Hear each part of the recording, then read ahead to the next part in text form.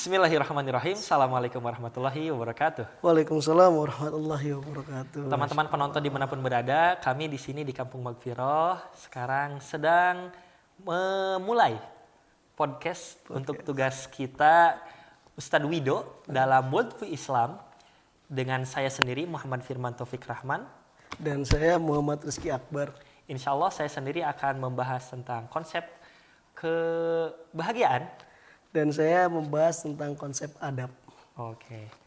Insya Allah selama beberapa menit ke depan kita akan ditemani Ustaz Rizky Akbar sebagai pemateri pertama yang sangat eksentrik dan luar biasa yang membawakan konsep adab. Sebelumnya bagaimana kabar antum terlebih dahulu? Alhamdulillah sehat. Gimana kabar antum, sehat? Alhamdulillah luar biasa. Allahu Akbar. Masya Allah. Kayak dari konsep antum tentang kebahagiaan antum bahagia terus ya ini. Waduh, mesti harus dipaksa. Ya Masya Allah. Allah. Oke, tentang tadi konsep adab, Ustaz. Apa yang membawa antum membawa ke konsep ini? Apakah ada sesuatu yang urgent daripada adab ini, Ustaz? Masya Allah. Terima kasih, nih pertanyaan yang luar biasa nih. Urgensi adab, Masya Allah. Urgensi adab itu sangat penting sekali dalam kehidupan kita sebagai manusia dan terkhususnya bagi umat muslim. Karena Allah berfirman dalam Al-Quran surat At-Tahrim ayat 6. Ya ayyuhalladzina amanu qu anfusakum wa ahlikum nar. Dari ayat tersebut Ibnu Katsir mentafsirkan ayat tersebut dengan pendapat Ali bin Abi Thalib. Yang Ali bin Abi Thalib ini beliau berpendapat bahwa makna ku anfusakum itu artinya didiklah dan ajarkan mereka. Mereka di sini anak-anak. Bisa anak-anak dan keluarga kita. Maka didiklah dan ajarkan. Didik ini gimana?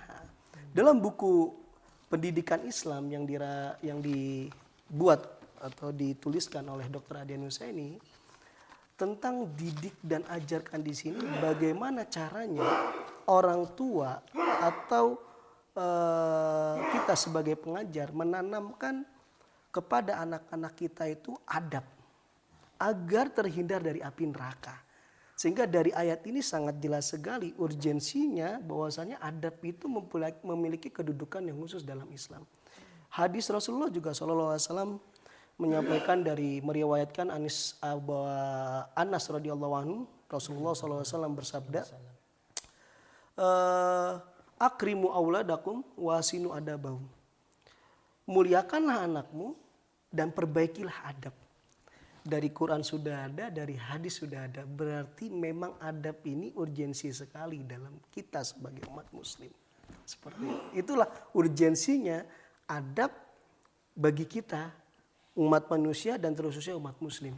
Kita harus memiliki adab. Oke, wah pertanyaan pertama bisa dilibas habis, Masya Allah. Tapi ngomong-ngomong Ustaz Akbar ini kan penonton ini gak semuanya santri ya. Jadi mungkin ada yang gak tahu nih adab itu apa. Setahu saya ya, adab itu ya sopan santun, salam, salim, punten gitu kan ya. Nah, tapi menurut antum apa makna dari adab itu sendiri? Insya Allah. Makna adab tadi yang antum sampaikan itu memang seperti itu kalau menurut KBBI. KBBI menjelaskan tentang adab, bahwasanya adab tadi sopan santun, tingkah laku dan lain sebagainya.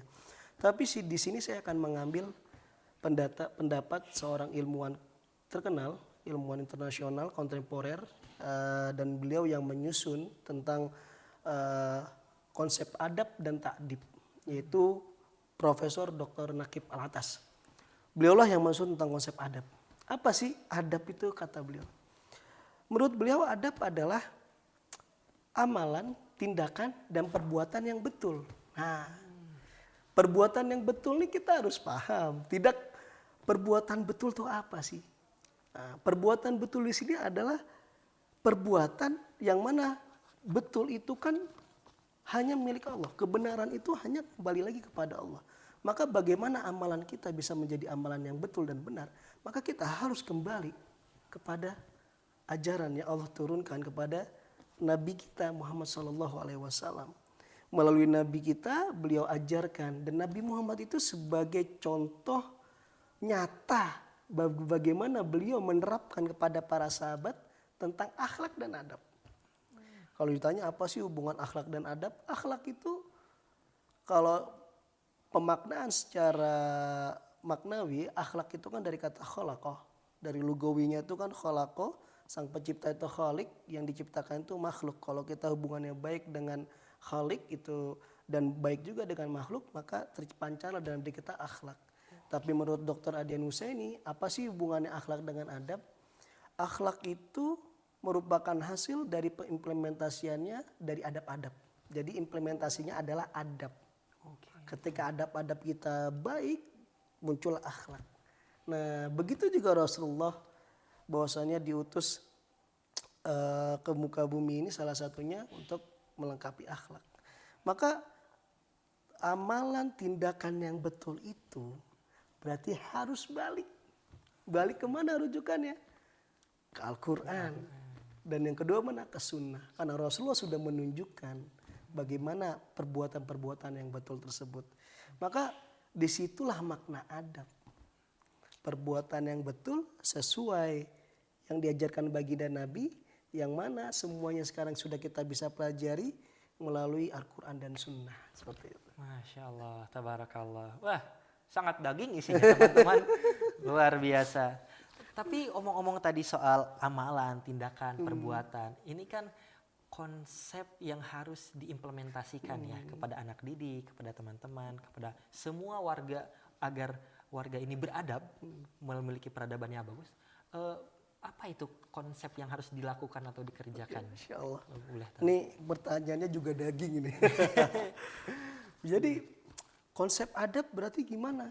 Oke, konsep adab di sini saya tadi menyebutkan tentang Profesor Naqib Al-Atas, bahwasanya adab itu adalah amalan dan tindakan dan perbuatan yang betul. Maka ketika kita sudah balik lagi ke surat At-Tahrim ayat 6 tadi, bahwasanya Ali bin Abi Thalib menyampaikan didiklah dan ajarkan. Maka di situ bagaimana kita sebagai orang tua dan guru pendidik pertama kali menanamkan iman. Adab ini perlu iman. Karena kalau tidak adanya iman, kita bisa salah-salah dalam melangkah. Karena iman adalah kekuatan jiwa kita dan landasan awal. Maka iman yang pertama kali yang harus ditanamkan pada diri kita semua itu adalah penanaman iman. Kita menanamkan kepada anak kita tentang iman, kepada anak didik kita juga tentang iman. Dan bagaimana kita bisa mencapai iman tersebut? Gak mungkin, kita mungkin tahu kalau misalnya ditanya apa sih itu iman. Iman itu adalah rukun iman 6. Ada rukun Islam juga 5, ada juga tentang ihsan. Nah itu kan semuanya terbentuk jadi iman gitu. Tapi bagaimana kita bisa mengimplementasikannya tadi? Maka butuh yang namanya ilmu. Ketika iman sudah tertanam, maka ilmu yang kita pelajari itu akan sesuai dengan apa yang kita imani. Maka kata Profesor Naqib Al-Atas, ketika kita sudah salah dalam mencari ilmu tanpa adanya iman di dalam diri kita, itu bisa disebut dengan loss of adab. Apa itu loss of adab? Loss of adab itu adalah loss of discipline, body, mind, and soul. Jadi itu ketika kita salah dalam mencari ilmu tanpa adanya iman, kita tanamkan iman dalam diri anak didik kita atau anak-anak kita, maka kita akan salah dalam penerapan adab. Hilang semua berarti disiplin badannya hilang, disiplin pikirannya hilang, disiplin amalannya hilang. Maksudnya apa? Dia akhirnya ketika mencari ilmu, pemikirannya bisa pemikiran sekuler. Tidak sesuai dengan ajaran Islam. Bahkan amalan-amalannya pun juga sekuler. Maksudnya apa? Amalan sekuler itu berarti dia bekerja hanya untuk mencari uang. Tanpa adanya beribadah. Makanya ketika penanaman adab itu pertama kali dalam yang disampaikan di surat At-Tahrim tadi, itu iman dulu.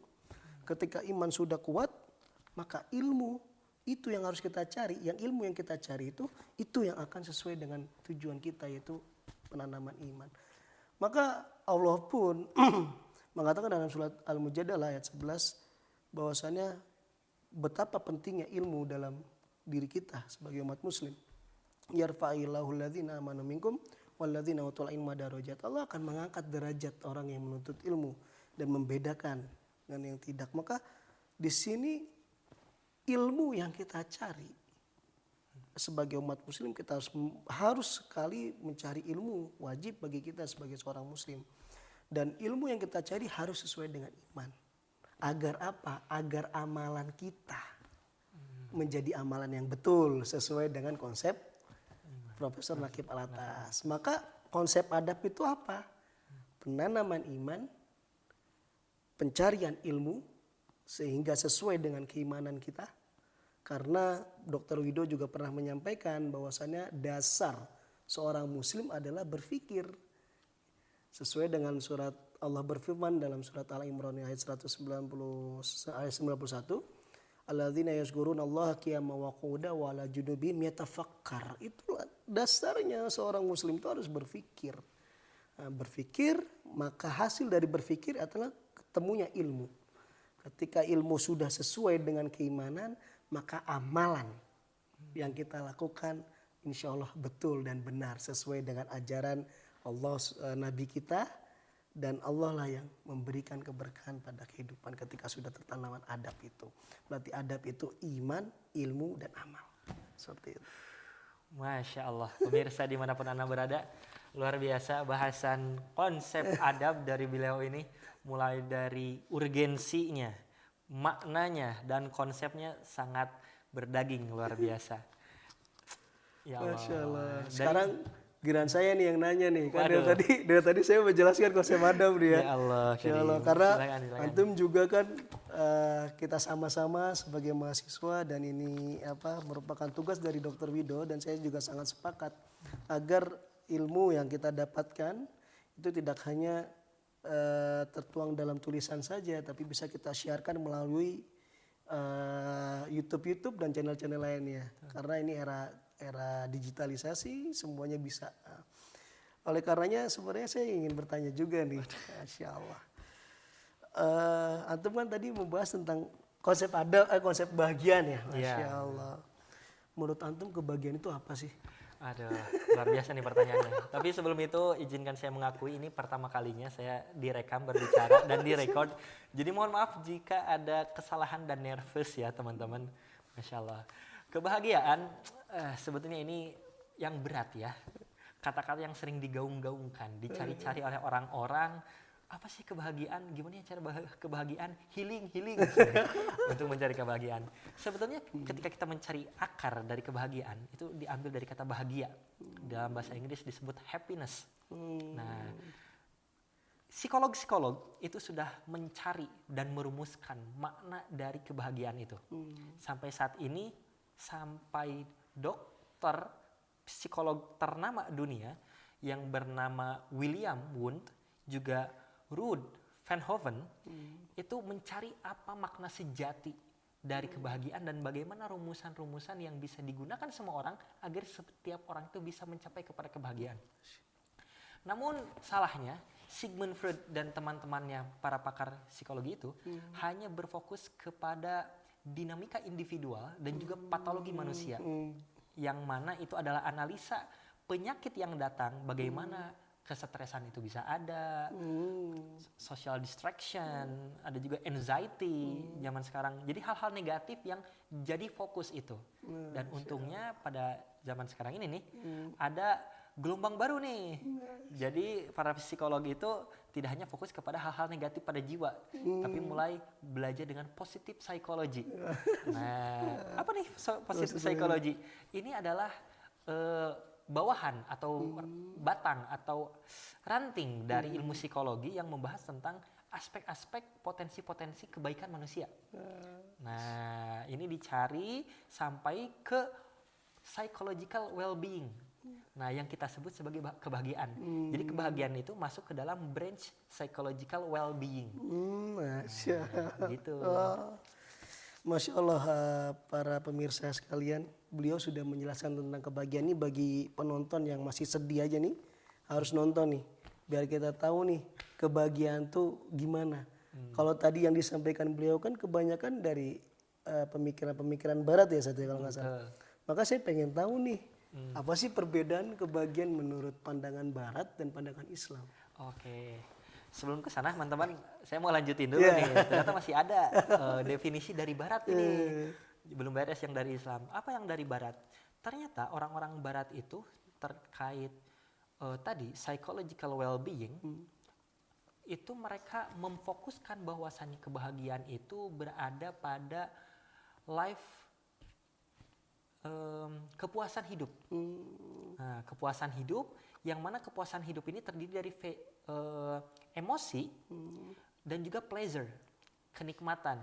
Yang jika didefinisikan, kenikmatan itu adalah yang bersifat fisik, yang mana tidak akan pernah bisa habis.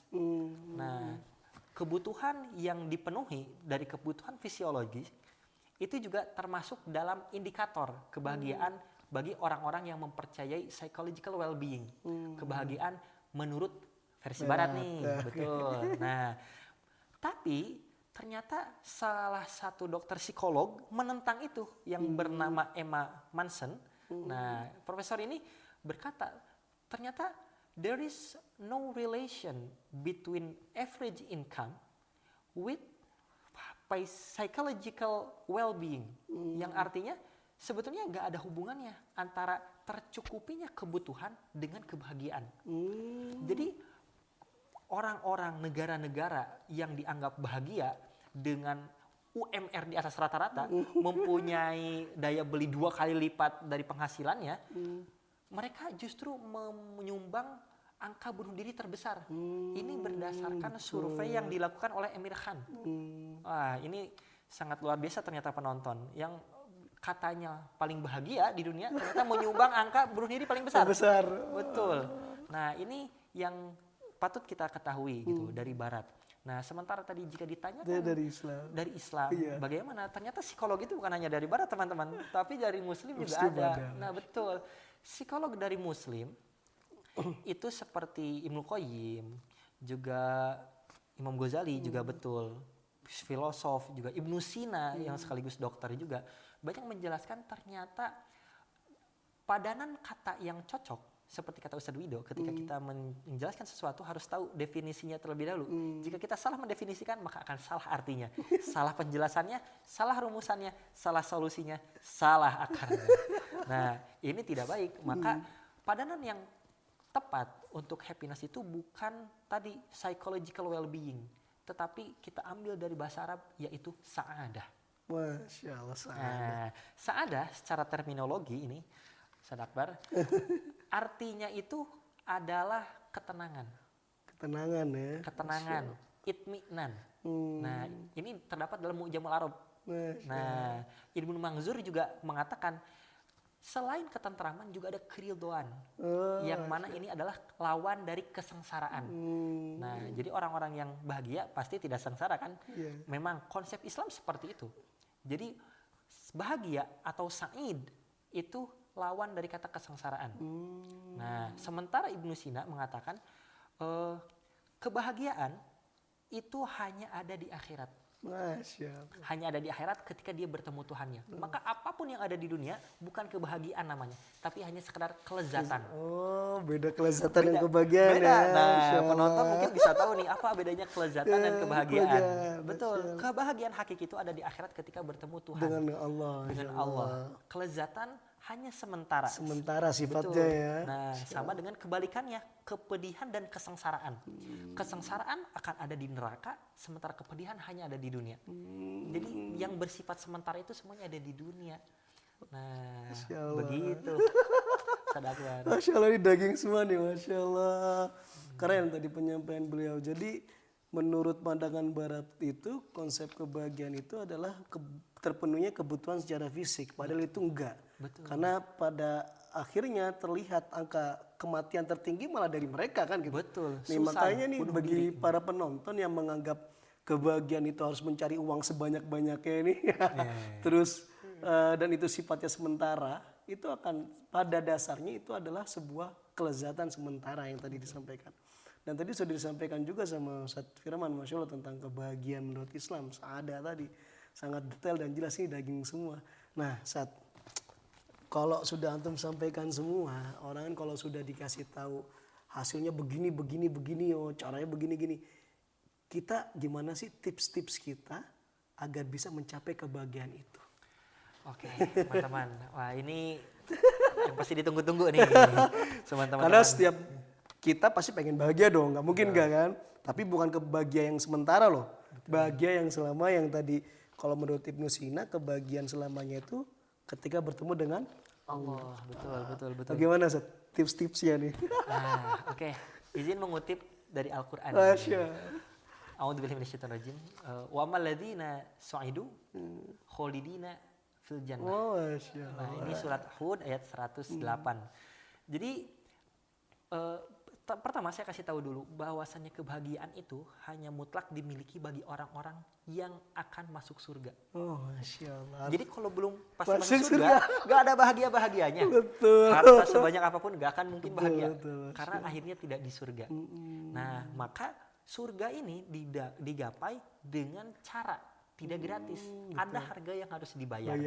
Betul. Apa harga yang harus dibayar? Adalah amal soleh dan iman kita. Tadi yang sudah disebutkan Ustaz Akbar nih, ilmu, amal, dan iman. Itu memang dasar juga untuk memasukkan diri kita kepada surga. Kepada kenikmatan dan kesenangan. Betul. Nah, dan kesenangan ini, ketentraman yang tadi disebutkan, gitu kan? Ketenangan, gitu. Sakinah. Gitu. Nah, ini adalah salah satu part dari kebahagiaan juga. Nah, maka bagi orang yang ingin hidupnya itu sakinah, life, hidup yang enak, maka yang harus dijadikan tujuan adalah bukan materi. Bukan hal-hal duniawi yang sementara. Walatan sana si baka minad dunia. Wabtagi fima ataka Allahu darul akhirah. Jadi yang harus dijadikan tujuan utama itu akhirat. Tuhan dulu. Seperti kita ketika mencintai seseorang, pasti kita senang berkomunikasi dengan beliau. Apapun yang beliau minta pasti kita inginkan. Pasti kita kabulkan. Pengen coklat kita kabulkan, pengen roti kita kabulkan, pengen mobil kita kabulkan untuk menyenangkan, karena kita senang menyenangkan orang lain. Ini adalah salah satu konsep dari bahagia juga. Wa ta'awanu fil birri wat taqwa. Man kana fi hajati akhihi kana Allahu fi hajatihi. Jadi sebetulnya kebahagiaan itu state, not goal. Jadi kebahagiaan itu adalah efek. Betul, bukan tujuan. Ketika kebahagiaan itu dijadikan tujuan, niscaya tidak akan pernah kau dapatkan. Tapi kalau misalkan kebahagiaan itu kau jadikan hasil berbuat baik, amalun solih, maka kebahagiaan akan datang secara sendirinya. Masya Allah. Gitu. Jadi Masya Allah ini sangat jelas sekali, isinya daging semua, Masya Allah.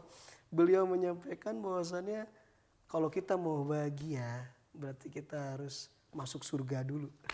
Betul. Itu kuncinya. Betul. Tadi ya, berarti bagaimana kita sebagai umat muslim harus benar-benar mengincar keridhaan Allah agar kita diberikan surganya. Masya Allah. Dan izin menyampaikan tambahan nih. Mungkin quotes terakhir boleh? Ya boleh quotes terakhir. Sebelum penutup nih teman-teman, ini dari Ibnu Taimiyah. Konsep kebahagiaan bahwasannya begini yang ia bilang. Seorang yang dipenjara itu adalah orang yang terpenjara hatinya dari Tuhannya. Sementara seorang tawanan itu adalah seseorang yang ditawan oleh hawa nafsunya. Masya Allah, keren. Saya juga mau mengambil tentang adab tadi ya, mengambil kutipan Kiai Haji Hasyim Asy'ari. Beliau menyampaikan bahwasannya tauhid itu diwajibkan adanya iman. Maka ketika dia tidak ada iman, tidak ada tauhid. Iman itu diwajibkan untuk adanya namanya syariat. Maka ketika syariat itu tidak ada, maka tidak ada iman. Dan syariat itu mewajibkan adanya yang namanya adab tadi. Maka ketika tidak ada adab, syariat nggak dapat, syariat nggak ada, iman nggak ada, tauhid nggak ada, gagal masuk surga, nggak bahagia. Betul. Itu berat sekali kan gitu. Luar biasa beliau menyimpulkan. Masya Allah. Mungkin lanjut, silakan Ustaz Firman. Pemirsa semua dimanapun Anda berada, terima kasih sudah stay tune dari awal sampai akhir pembahasan kita. Ini luar biasa korelasi adab dan kebahagiaan. Yang mau bahagia beradab. Beradab dengan adab-adab Tuhan. Berilmu, beriman. Jangan jadikan dunia sebagai tujuan. Tapi jadikan itu sebagai wasilah. Amilus sholihat. Oke. Mungkin sekian yang dapat kami sampaikan teman-teman. Semoga bertemu di lain waktu. Kami ucapkan terima kasih kepada semuanya. Terkhusus kepada Dr. Wido Supraha sebagai pembimbing kami luar biasa, pemateri kami juga pemateri tentang kami Islamic juga Worldview. tentang Islamic Worldview. Semoga beliau amal jariahnya terus mengalir Amin, amin. juga kepada antum semuanya. Mati bitamanniyatina lakum jami'an bitaufiq wan najah. Assalamualaikum Assalamualaikum warahmatullahi warahmatullahi wabarakatuh. wabarakatuh.